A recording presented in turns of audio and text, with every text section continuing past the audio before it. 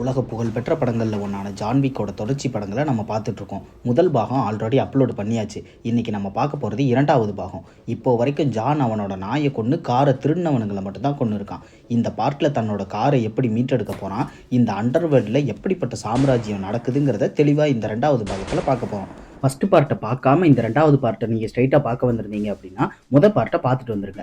Right side மேலே கார்னரில் பாருங்கள், உங்களுக்காக அந்த கார்டு தரேன். நீங்கள் ஃபஸ்ட்டு பார்ட்டை பார்த்துட்டு அப்படியே இந்த வீடியோவை கண்டினியூ பண்ணுங்கள். பலர் வீடியோவை சப்ஸ்கிரைப் பண்ணாமல் பார்க்குறீங்க, இப்போவே சப்ஸ்கிரைப் பண்ணிக்கோங்க. அப்போ தான் இனி ஏதாவது வீடியோ போட்டாலும் அது நேரடியாக உங்களை வந்து சேரும்.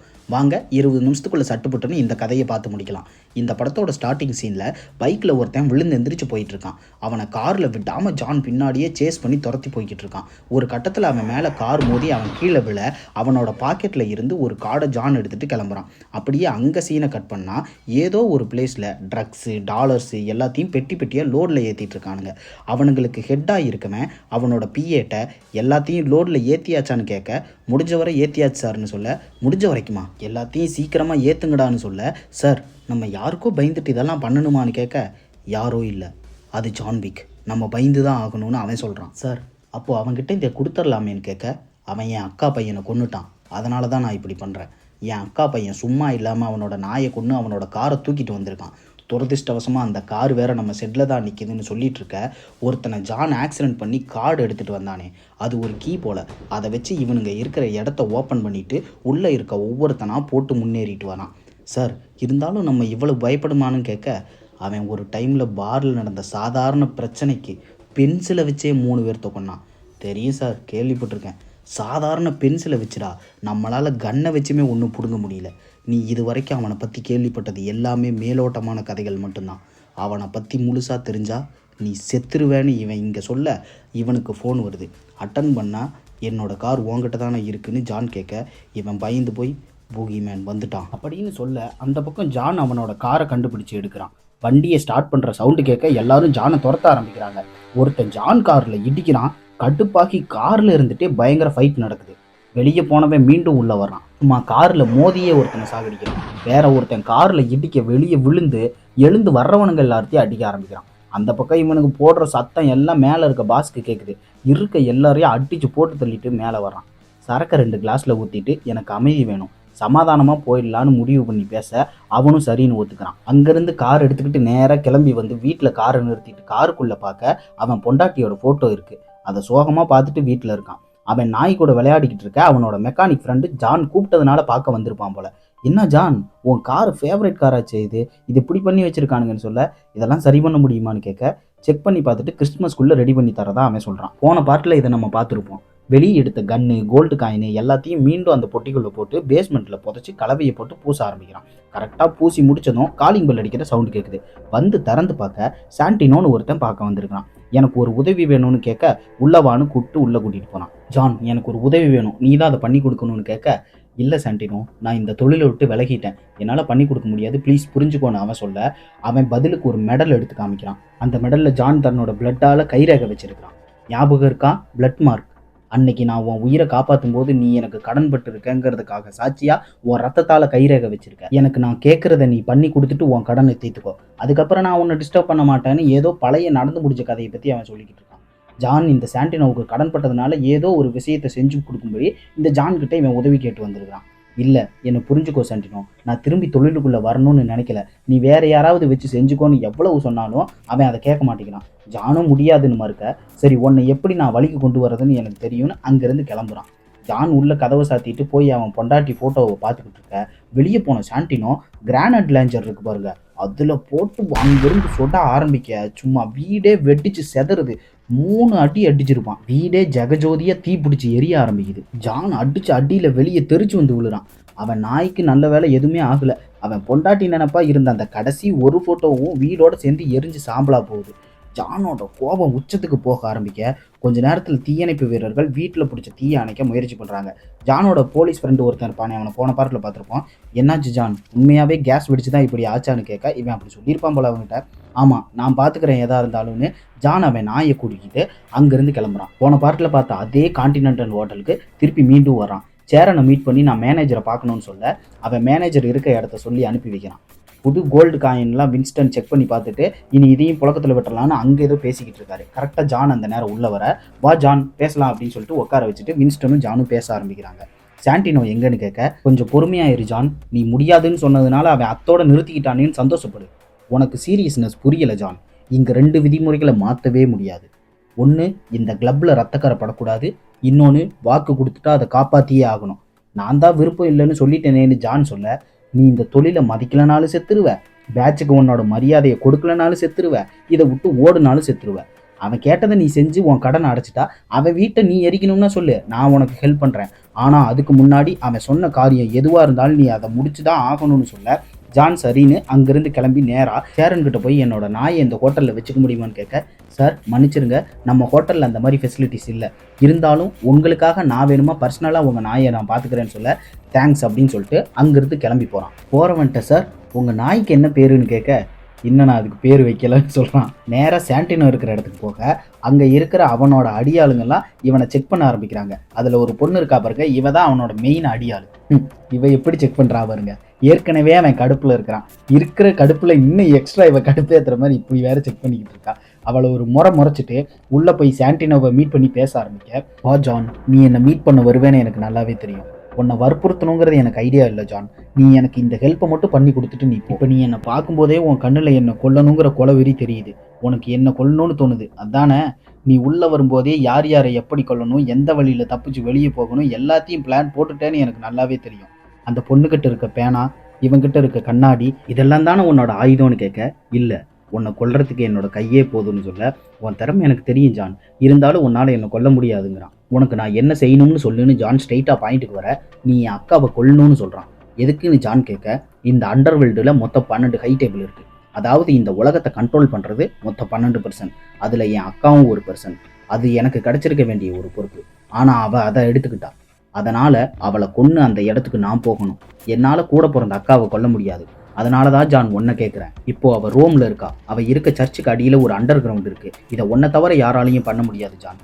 இதை நீ பண்ணுனா உன் கடமை முடிஞ்சிருச்சுன்னு சொல்ல, ஜான் எதுவுமே பேசாமல் அங்கேருந்து கிளம்புறான்.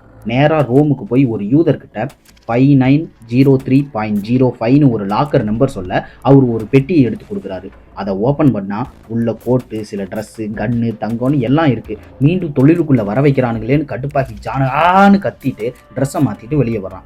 அந்த யூதன் வேட்டையாடுறதுக்கு வாழ்த்து சொல்ல ஜான் தலையாட்டிட்டு போகிறான். பிரம்மாண்டமான ரோம் நகரத்துக்கு மேலே இருந்து நோட்டை விட்டுட்டு அங்கே இருக்கிற கான்டினென்டல் ஹோட்டலுக்கு போகிறான். சாண்டினோ அவங்க கூட ஒரு பொண்ணு இருந்தாலே அடியாளா, அவளை இவனை வேவு பார்க்க அனுப்பி விட்டுருக்கான் போல. அவள் ஜான் பின்னாடியே நோட்டை விட்டுட்டு சுற்றுறா. கான்டினென்டல் ஹோட்டலுக்குள்ளே போய் எனக்கு ஒரு ரூம் வேணும்னு காயின் கொடுக்க, பின்னாடி ஜூலியஸ்னு ஒருத்தன், ஜான் எப்படி இருக்க, உன்னை பார்த்ததில் சந்தோஷம்னு சொல்கிறான். இவன் தான் இந்த கான்டினென்டல் ஹோட்டலுக்கு மேனேஜர் போல. நான் ஒரு கேள்வி கேட்பேன், அதுக்கு உண்மையை சொல்லுவியா ஜான்? நீ போப்ப கொள்ள தானே வந்திருக்கேன்னு கேட்க, ஜான் இல்லைன்னு சொல்கிறான். அப்போ ஓகே, இந்த ஹோட்டலில் பெஸ்ட்டான ரூமை நான் உனக்கு தர்றேன்னு சொல்லி ரூம் அலாட் பண்ணுறான். பார்த்துக்கோங்க, போப்பை கொல்றதுக்காக நீ வந்திருக்கியான்னு ஒருத்தன் கேட்குறான்னா, ஜான் அண்டர்வேல்டில் எவ்வளோ பெரிய கொலகாரன்னு. ஜான் அங்கேருந்து கிளம்பி ட்ரெஸ் தைக்கிற இடம், அந்த சர்ச்சோட அண்டர் கிரவுண்டு மேப் கிடைக்கிற இடம், கன் வாங்குற இடம்னு எல்லா பக்கமும் போகிறான். புல்லட் ப்ரூஃப் கோட் ஷூட் எப்படி ஒர்க் ஆகுங்கிறத விளக்கி சொல்லி ட்ரெஸ் ரெடி பண்ண ஆரம்பிக்கிறாங்க. காலையில் ஒன்று, நைட்டு ஒன்று வேணும்னு 2 ட்ரெஸ் தைக்க சொல்கிறான். அண்டர் கிரவுண்டு மேப்பை டீட்டெயிலாக பார்த்து எந்த வழியாக உள்ளே போகணும், எங்கே ஆயுதங்களை பதுக்கணும், எந்த வழியாக வெளியே வரணும்னு எல்லாத்தையும் தெளிவாக தெரிஞ்சுக்கிறான். அடுத்து கன் வாங்க போக கிளாக் 34-26ன்னு 2 கன்னை செக் பண்ணி பார்க்குறான். இதை விட பெரிய லெவல் கன்று வேணும்னு கேட்க AR-15 பார்த்து வாங்கிக்கிறான். இதை விட பெருசாக இன்னும் வேணும்னு கேட்க பெனாலி M4 வாங்கிக்கிட்டு, இன்னும் வேறு ஏதாவது வேணும்னு கேட்க கன் கைவிட்டாலும் இந்த கத்தி கைவிடாதுன்னு சொல்லி அதையும் காமிக்க அதையும் வாங்கிக்கிறான். எல்லாத்தையும் ரூமுக்கு அனுப்பிடுங்கன்ட்டு தேங்க்ஸ் சொல்லிட்டு அங்கேருந்து கிளம்புறான். அவன் எங்கெங்கே போகிறானோ எல்லாத்தையும் அவன் நோட் பண்ணுறான். எல்லாத்தையும் பேக் பண்ணிட்டு பேக் என்ட்ரன்ஸ் வழியாக சுரங்கத்துக்கு உள்ளே போகிறான். அவன் கொல்ல போகிற சாண்டினோவோட அக்கா ஏதோ பெரிய பார்ட்டி அரேஞ்ச் பண்ணியிருப்பா போல. நிறைய பேர் அந்த பார்ட்டிக்கு வந்திருக்காங்க. அவன் உள்ளே போகிறதையும் இவன் நோட் பண்ணுறான். சாண்டினோவோட அக்கா இவ தாங்க. அவன் நடந்து வர்றா, எல்லாரும் பயங்கர மரியாதை கொடுக்குறாங்க. இந்த பக்கம் ஜான் கன் எல்லாத்தையும் செட் பண்ணுறான். அக்கோனின்னு ஒரு கருவாயன் சாண்டினோவோட அக்காவை பார்க்க வந்திருக்கான். அவங்களுக்குள்ள ஏதோ பிஸ்னஸ் டீலிங் பேசிக்கிறாங்க. அவளை பார்த்து நீங்கள் எனக்கு சொந்தமானதை இப்படி அனுமதி இல்லாமல் எடுத்திருக்கீங்கன்னு அக்கோனி சொல்ல, எதுவும் எடுத்துக்கல, உங்கள் ஆளுங்க தான் கொடுத்தாங்க, அவங்கள கொன்னுடுவேன்னு மிரட்டி நீங்கள் எடுத்திருக்கீங்கன்னு சொல்கிறான். சிரிச்சுக்கிட்டே இந்த அக்கோனியும் மிரட்டி அனுப்பி விட்றான். இவளும் மோசமான ஆள் தான் போல. அங்கே இருக்க இவளோட பிஏ கிட்ட, நான் ஃப்ரெஷ்அப் ஆகிட்டு வர்றேன், அது வரைக்கும் வர்றவங்களை எல்லாம் கவனிச்சுக்கோன்னு சொல்லிட்டு குளிக்க போகிறான். அவள் கண்ணாடியை பார்க்கும்போது திடீர்னு ஜான் பின்னாடி வந்து நிற்க, ஜான் நீயான்னு பார்த்துட்டு மிரண்டு போறா. அவளுக்கு உள்ள பயம் பயங்கரமா கிளம்ப ஆரம்பிக்குது. சில வருஷம் முன்னாடி நம்ம நல்ல ஃப்ரெண்ட்ஸா இருந்ததை என்னால மறக்க முடியல ஜான்னு சொல்ல வர, இன்னும் நம்ம நல்ல ஃப்ரெண்ட்ஸ் தான்னு ஜான் சொல்றான். ஆனா நீ என்ன கொல்ல வந்திருக்கேன்னு எனக்கு நல்லா தெரியும் ஜான். எதுக்கு இந்த முடிவுக்கு வந்தேன்னு கேட்க, நான் வாக்கு கொடுத்துட்டேன்னு ஜான் சொல்ல, வாக்கு கொடுத்தா இவங்க தொழிலில் செஞ்சுதான் ஆகணும்னு அவளும் புரிஞ்சுக்கிறான். யார் செய்ய சொன்னாங்கன்னு கேட்க, உன் தம்பிக்கு உன் பதவி மேல ஆசை வந்துருச்சு, அவன் தான் செய்ய சொன்னான்னு சொல்றான். அதை கேட்டுட்டு அவ பயங்கர கோவப்படுறா. இருந்தாலும் அவ முன்னாடி நிக்கிறது ஜான்விக். அவ ட்ரெஸ்ஸை கழட்டிட்டு அந்த குளிக்கிற தொட்டியில இறங்கி அவளோட கை நரம்பு அவளே கத்தி எடுத்து அறுத்துக்கிறா. ஏன் இப்படி பண்றேன்னு ஜான் கேட்க, இவ்வளவு நாளா நான் மகாராணியா தான் வாழ்ந்தேன், உன்னை பார்க்குற வரைக்கும் எனக்கு சாவே கிடையாதுன்னு நினச்சிக்கிட்டு இருந்தேன், அதனால என் முடிவை நானே எடுத்துக்கிறேன்னு சொல்ல சொல்ல ரத்தம் முழுக்க முழுக்க தொட்டியில நிறைய ஆரம்பிக்குது. கொஞ்சம் கொஞ்சமா மயக்கம் போட ஆரம்பிக்க ஜான் அவளோட கையை பிடிச்சுக்கிறான். கொஞ்ச நேரத்துல அவளோட முழு கான்சியஸும் போக ஜான் அவளோட தலையோட சுட்டு சாகடிச்சுட்டு அங்கிருந்து வேலை முடிஞ்சதுனால கிளம்புறான். வெளியே போகும்போது ஜியானாவோட பிஏ, அதான் இப்ப பார்த்தோமே ஒருத்தர் செத்து போனாலே, அவளோட பிஏ பார்த்துட்டு, ஜான் நீங்க யாரையாவது கொல்ல வந்திருக்கேன்னு பார்த்த உடனே அவன் புரிஞ்சுக்கிட்டு கேட்குறான். இவன் ஆமான்னு சொல்ல, நான் உன்னை போக விட்டுருவேன்னு நினைக்கிறியா ஜான்னு சொல்லி ரெண்டு பேரும் ஒரு செகண்ட் மாத்தி மாத்தி முறைச்சு பார்த்துக்க டப்புன்னு ரெண்டு பேரும் சுட்டுக்கிட்டு கீழே விழுகுறாங்க. நல்ல வேலை புல்லட் ப்ரூஃப் கோட்டு போட்டிருந்ததுனால ஒன்றும் ஆகலை. என்னதான் புல்லட் ப்ரூஃப் கோட்டு போட்டிருந்தாலுமே புல்லட்டு டப்புன்னு அடிக்கிறப்ப அந்த இம்பேக்டோட அதிர்வு கொஞ்சம் இருக்கத்தான் செய்யுது. அவனை பிடிங்க விடாதீங்கன்னு சொல்லி மற்ற கார்ட்ஸ் எல்லாத்தையும் ஜானை துரத்த சொல்ல அவனுக்கு எல்லாரும் துரத்த ஆரம்பிக்கிறானுங்க. வேகமாக அவளோட ரூமுக்கு போய் பார்க்க அவள் செத்து கிடக்குறா. பயங்கர கடுப்பான இவன் ஜானை தேடி ஓடி வரான். சும்மா பார்ட்டிக்குள்ளே போக கூட்டத்துக்கு நடுவுலையே டமால் டுமில்னு ஃபைட் நடக்குது. பாருங்க ஜான் அவனோட கன் வித்தை எப்படியெல்லாம் காமிக்கிறான்னு. பல பேரை போட்டு தள்ளிட்டு சுரங்கத்துக்குள்ள எப்படியோ ஓடி போக வெளியே போகிற வழியில் சாண்டினோவோட ஆள் நிற்கிறான். ஜான் பார்த்த உடனே புரிஞ்சுக்கணும். என்னையும் வேலை முடிஞ்சதும் கொல்ல சொல்லிட்டானான்னு கேட்க, ஆமாம் உன்னை கொல்ல சொல்லிட்டான்னு செய்கையில் கட்டுறா. இவளால் வாய் பேச முடியாதுங்க. இந்த பக்கம் சாண்டினோவோட குரூப் திறக்க அவங்களோடையும் சண்டை போட்டுட்டு உள்ளே போகிறான். போகிற வழியில் ஆல்ரெடி வாங்கி வச்சிருந்த கன்னையெல்லாம் அங்கங்கே மறைச்சி வச்சிருக்கான். அதை எடுத்து பல பேரை சுட்டு கொண்டுகிட்டே முன்னேறி போகிறான். அப்பப்போ கன்னில் புல்லட்டு தீரும்போது வேற கன்னை யூஸ் பண்ணி சுட்டுட்டு புது கன்று மறைச்சி வச்சிருக்கானே அதை எடுத்து சுட்டுக்கிட்டே முன்னேறி போகிறான். குறைஞ்சது 20 பேருக்கு நடந்துட்டு இன்னும் வர்றானுங்க. ஒரு கட்டத்தில் எல்லாருக்கிட்ட இருந்து தப்பு வெளியே வரான். வெளியே வந்து கொஞ்சம் தூரம் போய்கிட்டு இருக்க சட்டுன்னு எங்கிருந்தோ வந்த கார் அடிச்சு தூக்குது. ஜியானாவோட பிஏ தாங்க காரில் வந்திருக்கான். நீ என் பாஸை கொண்டுட்டேன்னு சொல்லிட்டு மாற்றி மாற்றி அடிச்சுக்கிறானுங்க. அதுலேயும் அடிச்சுக்கிட்டு ஒரு ஸ்டெப்ஸ் வழியாக விழுந்தெந்திரிச்சு சண்டை போடுவானுங்க பாருங்க. பயங்கரமான ஸ்டண்ட்டு வேற லெவலில் பண்ணியிருக்கானுங்க. அப்படி விழுந்து பயங்கரமாக அடிபட்டும் விட்டு கொடுக்காம மாற்றி மாற்றி அடிச்சுக்கிறானுங்க. ஒரு கட்டத்தில் ரெண்டு பேரும் பயங்கரமாக சண்டை போட்டு பக்கத்தில் இருக்க ஜன்னலை உடச்சிக்கிட்டு ஒரு பிளேஸுக்குள்ளே விழ நிறுத்துங்கன்னு ஒரு சத்தம். அட அங்கே சுற்றி இங்கே சுற்றி கான்டினென்டல் ஹோட்டலுக்குள்ளேயே வந்துட்டானுங்க. உள்ளே சண்டை போடக்கூடாதுன்னு ரூல்ஸ் இருக்கிறதுனால ரெண்டு பேரும் நிறுத்துறானுங்க. ஹோட்டல் உள்ள பிரச்சனை பண்ணக்கூடாதுன்னு தெரியுமல்லன்னு மேனேஜர் கேட்க ரெண்டு பேரும் சாரி சொல்லிட்டு சரக்கடிக்கிற இடத்துக்கு போகிறானுங்க. உனக்கு ஜின்னு தானே பிடிக்கும்னு ஜான் அவனை பார்த்து கேட்க, உனக்கு பர்ன்மன் தானே பிடிக்குன்னு அவன் ஜானை கேட்குறான். ரெண்டு பேருக்கும் என்ன சரக்கு பிடிக்குங்கிற அளவுக்கு ஃப்ரெண்ட்ஸாக இருந்திருப்பானுங்க போல ஒரு காலத்தில். ஏன் இப்படி பண்ணுன்னு அவன் ஜானை பார்த்து கேட்க, ஜியானாவோட தம்பிக்கு அவளோட பதவி மேலே ஆசை வந்துருச்சு, அதனால் அவன் சொல்லித்தான் கொன்னதா மொத்த விஷயத்தையும் சொல்கிறான். இருந்தாலும் என்னவே நம்பி இருந்த என் பாசை நீ கொன்னுட்ட, அதனால் கூடிய சீக்கிரமே நான் உன்னை கொன்றுவேன் ஜான்னு சொல்ல, உன் நேர்மையை நான் பாராட்டுறேன், இருந்தாலும் அதுக்கு முன்னாடி நான் ஒன்று கொண்டுருவேன்னு ஜான் சொல்கிறான். ஜியானாவோட பிஏ அங்கிருந்து கிளம்ப இந்த பக்கம் சாண்டினோவோட அடியாள் இருக்கா. அவள் உன்னை கொல்ல மாட்டான், நான் உன்னை பார்த்துக்கிட்டே இருக்கேன் ஜான், நான் தான் உன்னை கொல்லுவேன்னு அவள் செய்கையிலேயே சொல்லி காட்ட, முதல்ல நான் உன்னை பார்க்காத வரைக்கும்னு ஜான் செய்கையில சொல்லிட்டு அங்கிருந்து கிளம்புறான். ஜான் ரூமுக்கு போன உடனே ஃபோன் வருது. சாண்டினோ தான் பண்ணியிருப்பான் போல. நீ என் மேலே கோவமாக இருக்கேன்னு எனக்கு தெரியும் ஜான், இருந்தாலும் நீ என் அக்காவை கொன்னவன், அதனால பழி வாங்குற எண்ணம் எனக்கும் இருக்குன்னு லூசுத்தனமாக பேசுகிறான். ஜான் ஒரு வார்த்தை கூட பேசாமல் ஃபோனை கட் பண்ணிடுறான். ஜான் காலையில் ஹோட்டலை விட்டு வெக்கேட் பண்ணுறத ஹோட்டலுக்கு இன்ஃபார்ம் பண்ணுறான். இந்த பக்கம் சாண்டினோ அக்கௌண்ட்ஸ் டிபார்ட்மெண்ட்டுக்கு ஃபோன் பண்ணி ஜான் மேலே $70 மில்லியன் கான்ட்ராக்ட் போடுறான். தெரியும்ல, யாராவது கான்ட்ராக்ட் போட்டால் அண்டர்வேல்டு ஆளுங்க பணத்துக்காக கொலை பண்ணுவாங்க. இதை நம்ம போன பார்ட்லேயே தெளிவாக பார்த்துருப்போம். அப்படியே அங்கே சீனை கட் பண்ணால் அடுத்த நாள் காலையில் ஜான் உன்னை முடிஞ்ச வரைக்கும் நாங்கள் சேஃப்டியாக வெளியே கூட்டிகிட்டு போகிறோம்னு மேனேஜர் பாதுகாப்பு கொடுத்து அவனை அனுப்பி விடுறாரு. ஜான் நியூயார்க் வந்து சேர்ந்துட்டான். ஆனால் எல்லோருக்கும் ஜானை கொல்லுற கான்ட்ராக்ட் மெசேஜ் வர ஆரம்பிக்குது. எவனோ ஜானை கொல்ல ரெடி ஆகுறானுங்க. அப்படியே அங்கே சீனை கட் பண்ணால் வின்ஸ்டன் சாண்டினோவோட பிளேஸுக்கு போய் ஒரு நோட்டை வைக்கிறாரு. என்ன அதுன்னு கேட்க, நீங்கள் சொன்ன வேலையை ஜான் முடிச்சிட்டான், அதனால உங்கள் கைரேகையை ரத்தத்தால் இங்கே வச்சு நீங்கள் உங்களோட கடமையை செய்யுங்க சார்னு சொல்ல, அவன் இன்னும் கொஞ்சம் நேரத்தில் செத்துருவான், அப்புறம் எதுக்கு இதுன்னு அவன் கேட்குறான்.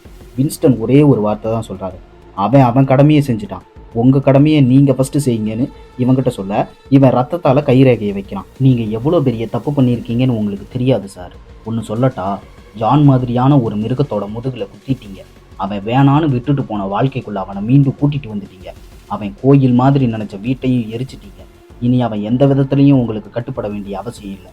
இப்படிப்பட்ட வேலை வேணான்னு தான் அவன் ஒதுங்கி போக நினச்சான். ஆனால் உங்கள் பேராசைக்கு அந்த மிருகத்தை தட்டி எழுப்பிட்டீங்க. இனி உங்களால் தப்பிக்கவே முடியாது.